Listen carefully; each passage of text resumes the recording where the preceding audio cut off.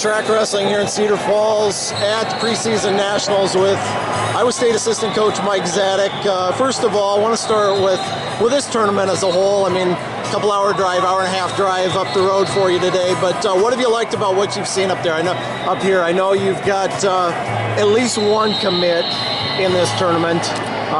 Probably some others you have your eyes on as well.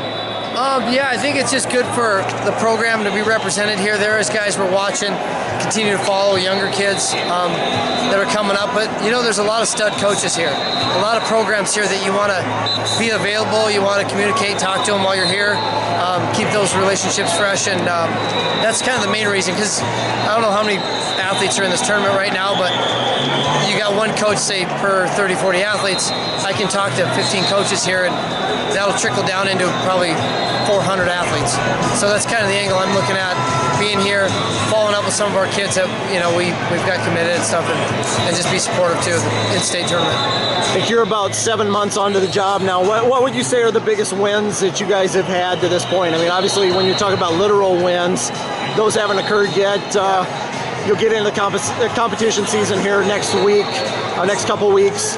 But in terms of you know, the victories that you guys have chalked up so far, what would you say those would be, the biggest? You know, the biggest right now that we haven't really had it. It's I think what it is, one of the biggest things is, I told the team last week, and I feel it, we have some momentum right now.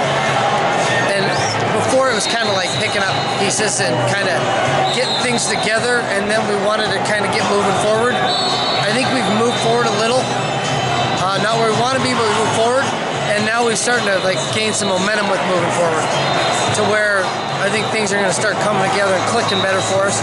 We just have a long way to go, but in order to get the thing up and running in the direction we want to, from a complete different direction, we've got that much accomplished. Now, after that, we'll see in a week really where we're at. It might be a slap to my face after saying it, but well, at least we're going to compete, and we're going to have a measuring stick for our guys.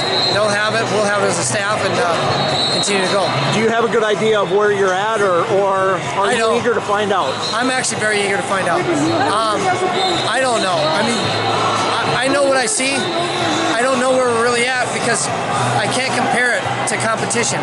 It's a whole different ball game in the room once it transfers out on the mat, like in a live competition. You have anxieties, you have the butterflies, you have all these questions and thoughts and doubts and positive things and all this stuff, to where when it's time to shine, there might be guys that just aren't doing much, or they're working hard in the room but just not having much success, that might step out on the mat and just completely take the whole tournament by storm. So we don't know, but I mean, we have an idea of who's doing a good job, and then we're going to see how good they really are by scores and points and, you know, effort. Yeah, what do you want to see? You know, I want to see how Ian Parker wrestles at 33. He's a great example in our room right now. I want to see how he puts it together in a competition, especially the first one, you know, get that first weight weigh-in out of the way. We can go up the lineup. I know Marcus Simmons there.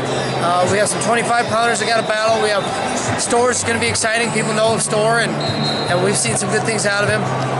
We've been working on some development on his wrestling, you know, technical things. On up the lineup, there's like 2 guys at every weight, really, that are, we don't know who's going to be the guy. And it's going to be interesting to see consistently in the next couple of weekends when we have these open tournaments, who really is going to rise to that and want to take ownership of the weight. And that's, as a staff, then we'll know kind of who we got to work with and who really bought in mentally. Incredible summer for USA Wrestling on so many different levels. Yeah. Junior World Champions for the first time since 1984. Senior World Champions, first time since 1995. Your brother Bill has his fingerprints all over that. How cool is it to see, from your vantage point, is what has happened, and that your brother's had such a strong influence on that?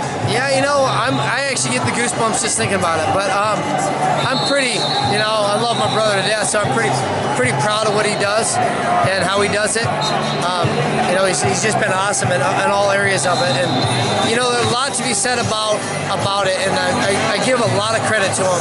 And I say that because a lot of people think, well, he just got the job and it's all these RTCs and it's all this stuff that made it happen, but really it's always been there. There's been RTCs, we just didn't call them that before. Hawkeye Wrestling Club was established in the 70s. John Smith's had a club forever. So really, I look at the credit of what he did is he managed the country as a whole. He managed all the egos of all the coaches and their athletes to be able to work together. Okay, so it's like a CEO of a company, but then you look back at his track record from when he first got to the training center and was a development coach, and he worked with the young kids, like the Gilmans when they came in, and the Rutherfords, and the Kyle Snyders when they were cadets and juniors. And he was the one that implemented the curriculum that trained those kids through that level on up through college. So it's like me. If I went and bought a dog at the store and it was like 8 years old, it's hard to teach him my ways. But when I get a puppy and teach him from the ground up, we're going to have a lot better relationship. And I think that's kind of a reflection of what he did at that level with those kids, and then being able to do it, continue with them, and then be able to work with all the coaches in the country and let them do what they do because they're all great coaches, but then also be able to have that respect that he's the one in charge. Yeah, definitely an interesting role in that sense. Yeah. Because those guys have such strong relationships. Yeah. With the coaches that are already in place. And you have to. And I'm a perfect example. When I was an athlete, and my coaches and like other programs and their coaches, they probably didn't always get along with the home office. I think one thing I can say about my brother is the majority of everybody I know in it has a great relationship with them and likes the freedom they have to be their coach and the coach, but yet under a guideline and a kind of a common thing between them, that they do it together, as opposed to, you don't just come in here from, I don't know, give me a college, so I'm not going to be racist or biased to somebody, but I don't want anybody complaining, but Podunk University, and they come in and this is how we do it, and this is how my kid's going to do it. Not necessarily the case. They come in, they work with Bill, and then they make a plan together. And I think the kid feeds off of that. Knowing that their local coach and the national team coach are on the same page, it's very powerful. As opposed to, wow, they do it different than we do it, and then it's kind of a different, you know, it reflects differently to the kid, the athlete. I shouldn't call them kids, but. Anything else for us? No, go Cyclones.